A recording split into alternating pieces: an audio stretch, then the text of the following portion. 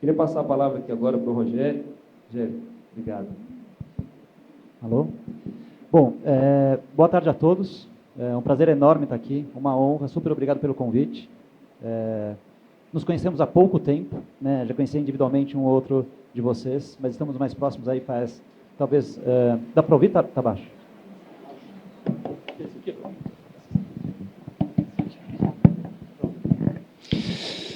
Bom, conhecia já individualmente alguns de vocês antes aqui, desde a gestão passada, mas faz 1 mês, 2 meses que a gente tem feito algumas reuniões mais constantes, e é engraçado, né?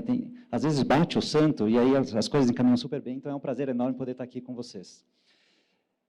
Super obrigado por poder participar deste painel, né, de parceria, e assim como reforma, parceria cabe tudo, né? Então, desde uma PPP, desde uma concessão, até a colaboração, né? E, bom, o MBC, eu sou conselheiro executivo do MBC, o MBC também surgiu com um DNA muito próximo do que a Comunitas, né? Talvez seja um pouquinho mais velho. Quantos anos tem a Comunitas? Pronto, então surgiu até, então são gêmeos siameses, pronto, vamos embora. Bora. MBC também surgiu em 2000, mas ele veio oriundo de todo o movimento da qualidade, né? E a partir daí, na crença de que, levando todos os conceitos de qualidade do setor privado para o setor público, seria possível prover maior eficiência do setor público, que, consequentemente, impactaria numa maior competitividade do setor produtivo brasileiro.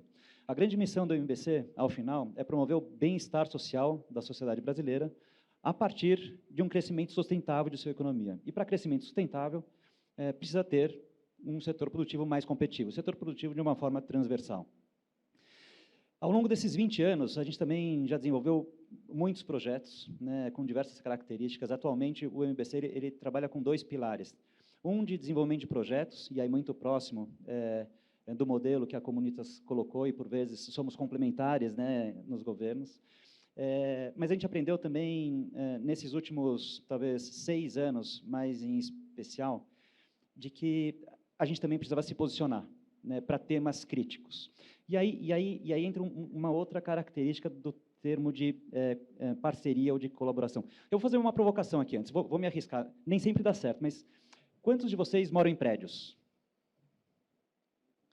Quantos de vocês participam da reunião de condomínio do prédio? Nós, brasileiros, participamos muito poucos da elaboração e construção de regras, de políticas, seja o que for, seja no nosso condomínio, ou seja no governo. A gente precisa se posicionar. Se a gente não se posicionar, aqueles que se posicionarem vão acabar fazendo daquilo a sua verdade. Então, com este aprendizado, é que a gente acabou, nos últimos 6 anos, se arriscando por essa questão de se posicionar e criar movimentos de advocacy. A gente acredita que a competitividade, lógico, tem diversos aspectos que podem provocar a competitividade, mas a gente trabalha atualmente em torno de 5 grandes pilares. O primeiro, assim como a Comunitas, que é toda a questão de governança e gestão. Somos super críticos, sempre levamos novos modelos de governança, ferramentas de gestão para dentro do governo, mas sempre estamos provocando reflexões de qual seria o modelo de governança institucional. Hoje a gente ouviu um monte de coisa aqui, um monte de conteúdos super ricos, né? Mas são temas que a sociedade precisa se posicionar. Que tipo de governança que a gente quer ter? Quando a gente fala de recursos humanos, há cerca de 13 anos atrás, a gente fez um trabalho junto à Câmara Federal, que era para também rever cargos e salários. E a abordagem foi super interessante, né? E até remontando um pouco do que foi colocado aqui pela Leonina, uma visão de planejamento, começou-se, primeiro, a avaliar quais eram os serviços prestados pela Câmara dos Deputados. Primeiro, qual que era a missão da Câmara dos Deputados, e depois fez a relação dos serviços que eram entregues pela estrutura da Câmara dos Deputados. Sabe quanto daqueles serviços efetivamente agregavam valor à missão da Câmara dos Deputados? Quantos por cento vocês acham? Quem acha que era 90% do serviço? 80%? 70%? 60%? 50%? 40%. 40% dos serviços e produtos entregues pelos processos agregavam valor à missão da Câmara dos Deputados. Que é uma loucura. E é aquele negócio, são coisas que vão se perpetuando e ninguém para questionar. Então, não adianta fazer uma reforma, se não voltar e fazer qual que é a missão dessa organização. E aí, quais são os processos, e quais são os processos, qual é a estrutura, e qual é a estrutura, qual é o quadro de pessoal que eu preciso ter, com qual remuneração, com qual qualificação e por aí vai. Por vezes, tenta fazer um atalho e chegar direto discutindo a quantidade de pessoas. Mas essa discussão só foi possível, primeiro porque tinha uma liderança interna que quis puxar esse assunto. Tinha método, mas tinha alguém de fora que ajudava a fazer o olhar do outsider, de quem está de fora, e que permite fazer provocações que, por vezes, de quem está dentro não é possível. Quem está dentro, por vezes, o chefe do subordinado, e depois inverte, que eles não vão poder se provocar, mas quem está de fora tem a legitimidade de fazer esse questionamento. E numa visão construtiva. Esse é um tipo de parceria que agrega valor, e a gente tem que se posicionar. Então, governança e gestão é um pilar do qual o MBC é muito caro para o MBC na provocação da competitividade. O segundo pilar, ele surgiu há cerca de 4 anos atrás, ou 5 anos atrás, que é o pilar do custo Brasil.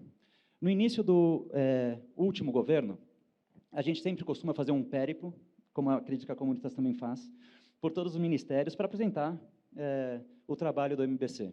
Quando a gente bateu ali no Ministério de Planejamento e Gestão, de Planejamento, esqueci o nome completo, mas com o ministro Paulo Guedes, ele virou e falou assim, bom, e o MBC, por vezes, se confunde com uma associação setorial para quem não conhece.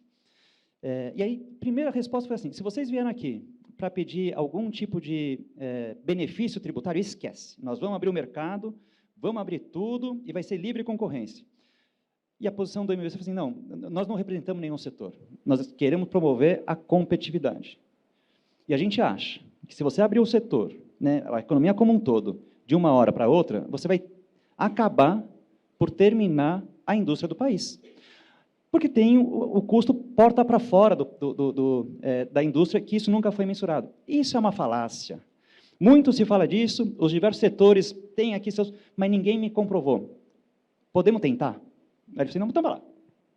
A gente contratou a Boston Consulting Group, aí fez um estudo, juntamos uma série de associações setoriais, estudos que tinham de associações setoriais, e no primeiro momento, não criamos nada novo, não reinventamos a roda, apenas fizemos uma releitura dos diversos estudos do que era o tal chamado Custo Brasil.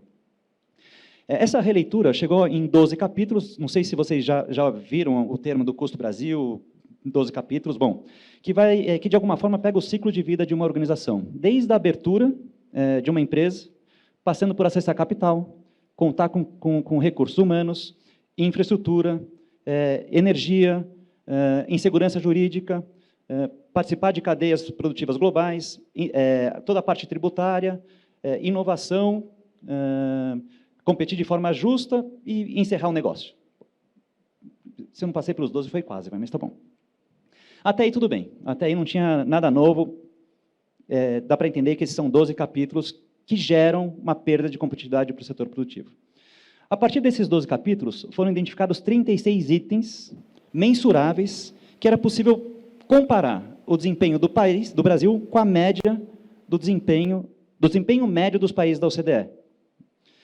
Quando foi feita essa comparação, e aí um indicador, carga tributária. Quanto se paga no Brasil de carga tributária? Quanto se paga, em média, nos países da OCDE? Horas gastas para cumprir todas as responsabilidades tributárias. Quantas horas se gasta no Brasil? Quantas horas se gasta na média dos países da OCDE? E, a partir desses indicadores, se monetizou isto. E chegou-se à soma de que fazer negócio no Brasil, o setor produtivo, de uma forma transversal, todos os setores, né, se gasta 1,5 trilhões de reais a mais do que se estivesse fazendo os mesmos negócios com as condições colocadas na média dos países da OCDE. Esse não é o total do custo Brasil, esse é só o delta. É quanto se gasta a mais por desenvolver os negócios no Brasil do que se estivesse fazendo com as condições colocadas pelas médias dos países da OCDE, ao ano. E o interessante é que isso surgiu ao final de 2019, que foi mais ou menos quando foi aprovada a reforma da Previdência. Vocês se lembram quanto estava previsto ou prometido a reforma da Previdência entregar? Acho que era 900 bi ou 1 tri em 10 anos. Esse é 1,5 trilhões ao ano, 22% do PIB à época. Isso é custo Brasil. Na hora que esse número veio à mesa, isso foi um excelente aprendizado, e esse número, e o mais importante, ele foi construído setor público junto com o setor privado. Esse número está correto? Muito provavelmente não. Tem várias proxies, várias premissas que foram utilizadas. Pode ser 10% a mais, 10% a menos, não importa, ele é muito grande. E na hora que foi definido um número, independente do grau de assertividade dele, mas um número crível pelos dois lados, criou-se a base necessária para a discussão de políticas públicas para reduzir isto. E acabou. Então, não adianta a gente fazer discussões e falar em cooperação, se a gente, como a Leani falou, se a gente não tem dados e fatos. Dados e fatos compartilhados entre todos os lados, a partir do qual te permite construir e discutir quais são as soluções. Mapeou-se, né, então, esses 1,5 trilhão. Na sequência, antes de sair reinventando a roda, mapeou-se todos os projetos, junto com o governo, que já existiam dentro do governo federal, no executivo, dentro do legislativo, e propostas da iniciativa privada, com potencial de redução desses 1,5 trilhões. E mapeamos algo em torno de 700 projetos, né, um trabalho aí com o apoio da Falcone. Desses 700, conseguiu-se mensurar, né, e projetos que já estavam minimamente estruturados e que dava para mensurar o potencial impacto. Desses 700, a gente conseguiu mensurar o impacto de 400. Estes 400 tinham o potencial de redução, se implementados na sua totalidade, de 700 bilhões daquele custo Brasil. Mas veja como é bonito o projeto, né? Então, partiu-se do mapeamento, 1,5 trilhão, ao invés de reinventar, foi para dentro do governo e falou assim, já existe coisa aqui, agora a gente só precisa acelerar. E o mais legal, a partir desse mapeamento, o próprio governo conseguiu criar uma estrutura para priorizar esses projetos, mas, além disso, criou uma mobilização do setor privado junto às suas estruturas de advocacy para o parlamento, para que aqueles que precisassem passar pelo parlamento pudessem ser priorizados e criassem um único som no entorno daqueles projetos para que tivesse um maior processo de aprovação destes projetos, né? Então, esse é um exemplo de como a sociedade civil pode e deve se posicionar no entorno de uma agenda comum e compartilhada. Um aprendizado. Então, esse projeto trouxe 2 aprendizados, né, ainda no pilar do Custo Brasil. Primeiro, se a gente quer criar essas parcerias e se posicionar, primeiro tem que criar indicadores, dados e fatos que todos os lados acreditem, a partir dos quais fica mais fácil discutir o que vai funcionar e o que não vai funcionar. E o segundo, mais difícil, que é identificar qual é a agenda comum, transversal, que todos acreditam, né? Quando a gente começou o projeto, a gente imaginava que seria muito difícil achar essa agenda comum dentro do governo. Sabe qual foi o aprendizado? É muito mais difícil achar essa agenda comum dentro da iniciativa privada. Está cada setor puxando a brasa para a sua própria sardinha, como se diz em Mato Grosso, ou no Sul, puxar a brasa para o seu assado, né? Cada um fala do seu jeito ali. É muito difícil, foi muito mais difícil achar quais eram os projetos comuns que criasse um mínimo de alinhamento entre os setores da economia do que dentro do governo. Vê a reforma tributária. A gente tá passando por isso agora. Ninguém discute que a reforma tributária é importante. Ninguém discute de que é importante ter uma simplificação.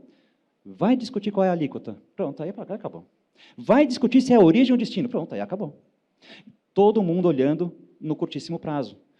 Temos dificuldade de olhar no médio e longo prazo. Então, essas discussões, enquanto a gente, e eu comungo com o que foi colocado pela Ani, enquanto a gente não começar as discussões a partir do entendimento do que é esperado no médio e longo prazo e a partir daí derivar do que a gente tem que fazer no curto, as discussões elas são surdas. Encontrar lideranças ou pessoas que queiram fazer esse tipo de discussão também não é simples. Isso depende de a gente conseguir se posicionar num modelo e conceito de parceria para conseguir criar e construir esses projetos. Segundo pilar, Custo Brasil.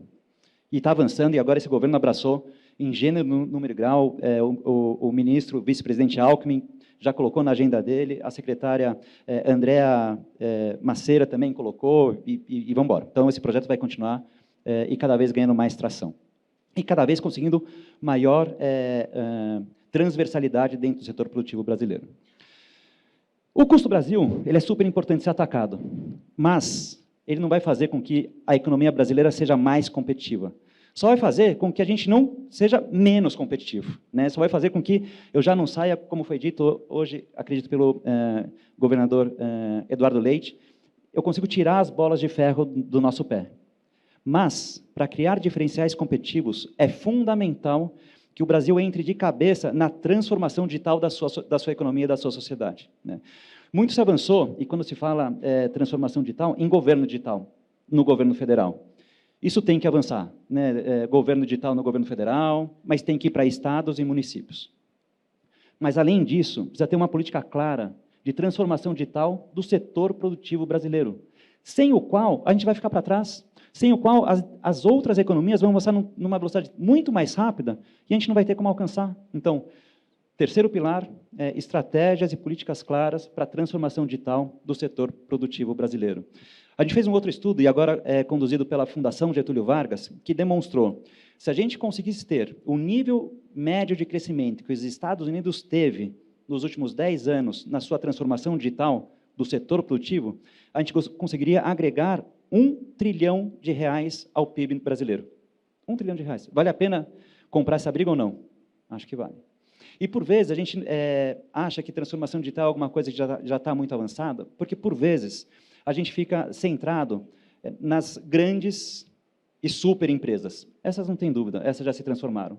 Mas, se a gente vai para as micro, pequenas e médias empresas, que respondem por quase 50% dos empregos brasileiros, essas estão muito longe, não têm acesso, né?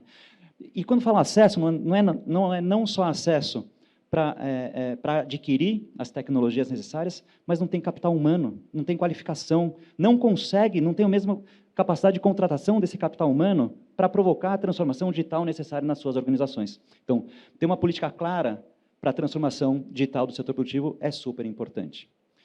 Porém, se a gente olha para os governos, né, e não é nenhum específico, é difícil identificar quem é o dono desse chapéu. Transformação digital, ele é super transversal. Ele passa por tecnologia, passa por comunicação, por inovação, por infraestrutura, por educação, por políticas industriais. Ele é super transversal ao governo. E, por isso, a dificuldade de definir um único dono do chapéu. E, se não tem um único dono, fica uma coisa muito dispersa, difusa e acaba não avançando. Terceira bandeira do Movimento Brasil Competitivo, arrancar e avançar com a transformação digital. A gente recém lançou esse estudo que eu comentei junto com a Fundação Getúlio Vargas, e a ideia é que a gente consiga, junto ao Ministério de Gestão, construir também um observatório em cima do qual a gente consiga discutir políticas públicas nesse sentido. O terceiro pilar, o quarto pilar, não existe nenhuma sociedade competitiva que não tenha uma enorme qualificação da sua sociedade. Então, educação é o quarto pilar fundamental para a competitividade, no sentido de ter um crescimento sustentável da economia e promover o bem-estar social, assim como colocado pela secretária Eliani.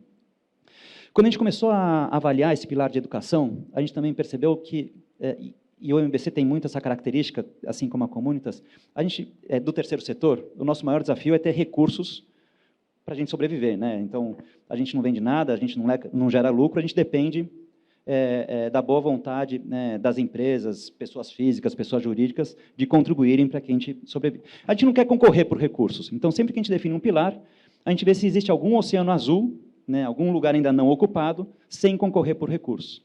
Na hora que a gente foi ver educação, a gente percebeu que já tinham N organizações do terceiro setor atuando no ensino médio e ensino fundamental e ensino básico e ensino fundamental. E a gente falou assim, puxa, então aqui a gente vai reforçar as bandeiras do Todo pela Educação, Fundação Ayrton Senna, Fundação Bradesco e por aí vai.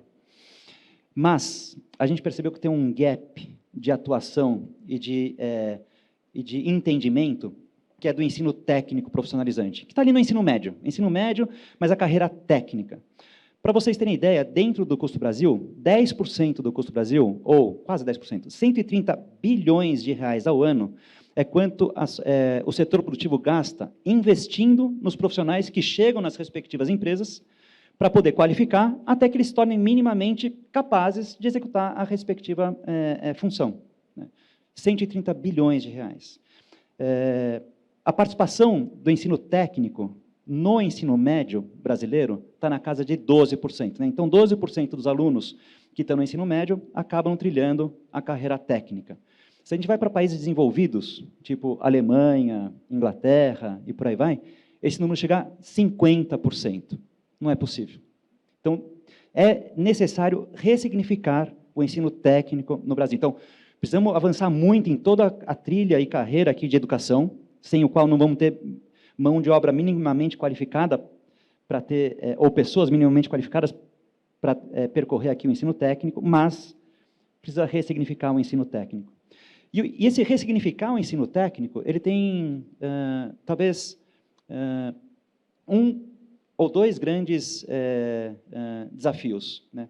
O primeiro é ressignificar o ensino técnico para o setor produtivo. Né? Existe um preconceito de que seguir uma carreira técnica já limita o seu horizonte de crescimento, de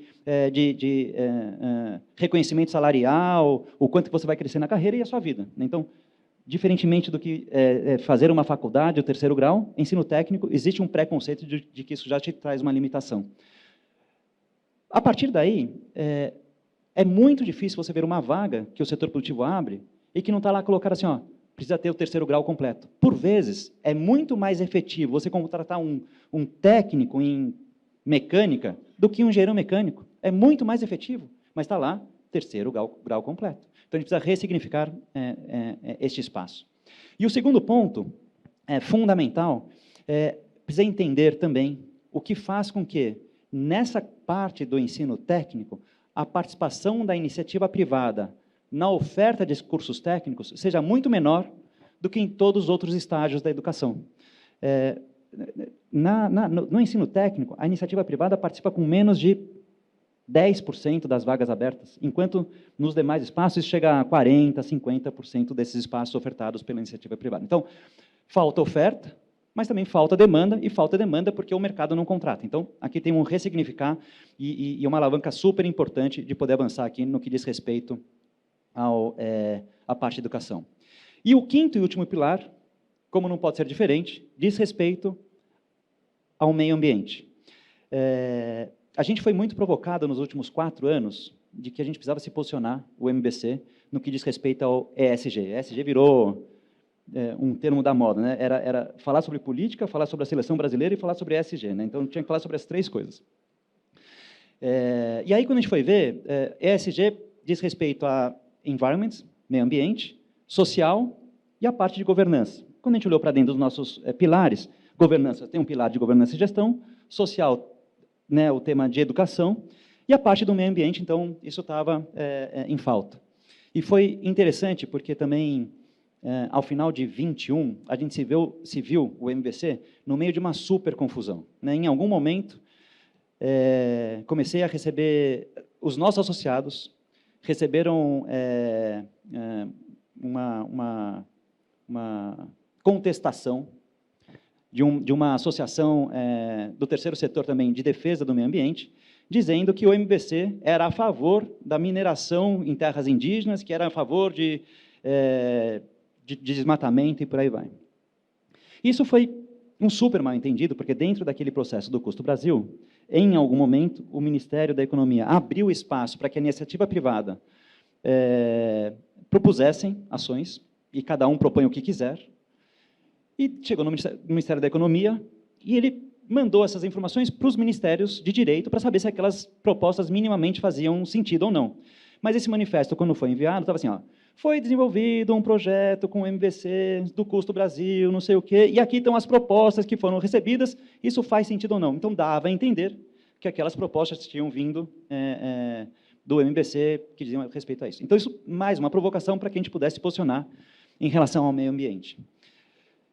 E esse é um tema que está super em voga, e também não dá para falar numa economia competitiva sem falar em meio ambiente. E o que a gente acredita é que, sim, tem toda a discussão da proteção do meio ambiente, e isto não é uma discussão, isso é um dever. Né? O meio ambiente tem que ser respeitado, preservado e protegido, isso não tem discussão. Mas o que a gente está querendo provocar vamos olhar o outro lado. Como é que o meio ambiente pode ser um diferencial competitivo para a economia brasileira? Com toda essa questão da economia verde, com toda essa questão que tem das fontes renováveis de energia, como é que a bioeconomia, como é que a economia pode ser um diferencial competitivo para o Brasil? Então, a partir daí, o MBC tem se posicionado e provocado para o desenvolvimento de políticas públicas para que o meio ambiente possa se tornar um elo propulsor de um ganho de competitividade para a economia brasileira. Então, esses são os 5 pilares. No final de 21, também, quando a gente estava super contentes com os avanços que a gente estava fazendo nesses 5 pilares e tudo mais, fomos provocados pelo nosso conselho. Muito legal falar de Custo Brasil, muito legal falar de educação, muito legal falar de meio ambiente, para qual o Brasil? Puta que eu pariu. Desculpa. Poxa vida. Essa pergunta é boa, né? Para qual o Brasil? Que foi exatamente o que a Liani falou, né? Para qual o Brasil? E aí a gente fez uma provocação, de novo, para a Fundação Getúlio Vargas. Eu adoro planejamento estratégico, né? A minha formação, eu sou engenheiro químico, mas minha vida toda trabalhei com planejamento estratégico. Mas eu sou um super crítico do planejamento estratégico, né? Daqueles planejamentos que geram um calhamaço de 200 páginas ou 1.000 páginas que servem para entregar quando o cara vai visitar a sua empresa e ele fica escondidinho ali na segunda gaveta e você só vê quando vem alguém de fora, né? Então, ele tem que ser muito objetivo, né? E não adianta reinventar a roda, né? Com essa provocação, o que a gente fez, né, junto com a Fundação Getúlio Vargas? Desculpa, estou me estendendo um pouquinho, mas já termino. Junto com a Fundação Getúlio Vargas, fez uma releitura de todos os planejamentos estratégicos já construídos para o Brasil nos últimos 10 anos.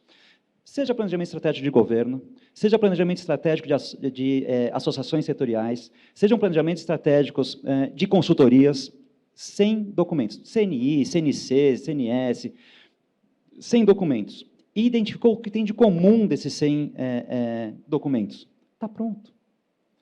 Não precisa reinventar a roda. As pessoas já verbalizaram, as pessoas já colocaram isso no papel. Esse documento a gente deve lançar agora no dia 14 de abril, provavelmente, né? Vai ser uma entrega oficial que a gente vai fazer para a Liani e para a ministra Simone Tebet, no sentido assim, essa é uma primeira releitura. E o mais importante, e que eu acredito muito também no que a Liani colocou, e esse documento está estruturado em 3 ou 4 partes. Existe uma missão essa com indicadores-chave, como ela colocou também, 3 grandes indicadores-chave. Para alcançar essa missão, foram construídos 3 pilares de desenvolvimento. Dentro desses pilares foram definidos propósitos. Propósitos são quase como se fossem visões, né, para cada um desses pilares. Nesses propósitos foram definidos indicadores, e por trás desses indicadores tem as propostas que estavam constantes daqueles 100 documentos, né, e nominado de onde vem. De tudo isso, pelo menos para mim, né, não conta para a Liani nem para a Simone Tebet, o que menos, para mim, é relevante é o conjunto de propostas. O que mais é relevante é a gente chegar num alinhamento de qual é a visão, de quais são os propósitos e de quais são os indicadores que a gente vai acompanhar. E aquelas propostas são as propostas iniciais. Quem faz planejamento sabe, a única certeza que a gente tem no planejamento estratégico é que aqueles projetos que foram definidos ao início, eles não vão acontecer. Vai acontecer alguma coisa diferente, mas o importante é você ter o norte muito claro e ter a capacidade de aprender e revisar aqueles planos iniciais. Se tiver essa competência, a chance de você alcançar a sua visão é muito grande. E aí entra um outro fator da parceria. Não adianta que esse acompanhamento e revisão daqueles planos sejam feitos apenas por dentro do governo. É importante ter uma parceria público-privada, de conversa permanente, de ajuste de rota, porque o setor público precisa da iniciativa privada empurrar esses projetos quando eles precisam passar pelo Congresso. Precisa. Há cerca de 10 anos atrás, a gente fez um movimento junto a governadores para fazer uma reforma de Estado. E também tinha um monte de reformas administrativas. Não sei se vocês se lembram, lá no Paraná, que até o governador chegou a correr risco, porque ele foi ameaçado de morte, não sei o quê. Na reunião, a gente virou, numa das provocações, falou assim, que ajuda você precisa para aprovar? A resposta dele, eu preciso que vocês se posicionem. Porque se vocês não se posicionarem, se vocês não estiverem juntos para fazer as reformas que precisam, as corporações vencem. Não tem como. Então, é importante, nesse conceito de parceria, que a iniciativa privada, junto com o setor público, construam ambientes de conversa permanente para que a gente consiga revisar os planos e colocar esses planos para andar. Terminando, em 2021, né, com o avanço do Custo Brasil, a gente acabou tendo a grata surpresa de ser convidado para fazer a Secretaria Executiva de uma Frente Parlamentar Mista. Né, Frente Parlamentar Mista essa que teve o nome Frente Parlamentar pelo Brasil Competitivo. À época da fundação, o presidente da Frente Parlamentar era o deputado Alexis. Ela avançou bastante, e este ano, quem está na presidência da Frente Parlamentar é o deputado Arnaldo Jardim. E o que a gente percebe, assim, ao longo de todos esses 20 anos trabalhando, assim como a Comunitas, eu acho que é um diferencial muito grande das nossas organizações, a gente tem o propósito, primeiro, de pensar Brasil, segundo, de querer, né, fazer discussões objetivas no entorno da competitividade, e terceiro, a grande preocupação de não querer puxar a brasa para nenhuma sardinha. A gente provoca para que todos que estejam naquele ambiente pensem em Brasil, se deem o direito por 10 minutos, por meia hora, por 2 horas, pensar Brasil, independente se isso é melhor para o setor A, B, C ou D, lado direito, lado esquerdo, de cima ou de baixo, vamos pensar a médio prazo o que é melhor para o Brasil. E se a gente não consegue, num primeiro momento, chegar num consenso de qual é a alíquota que a gente vai ter na nossa reforma tributária, vamos elevar 1 grau, tá bom. Vamos definir que a gente entende que é importante ter um imposto único, tá bom.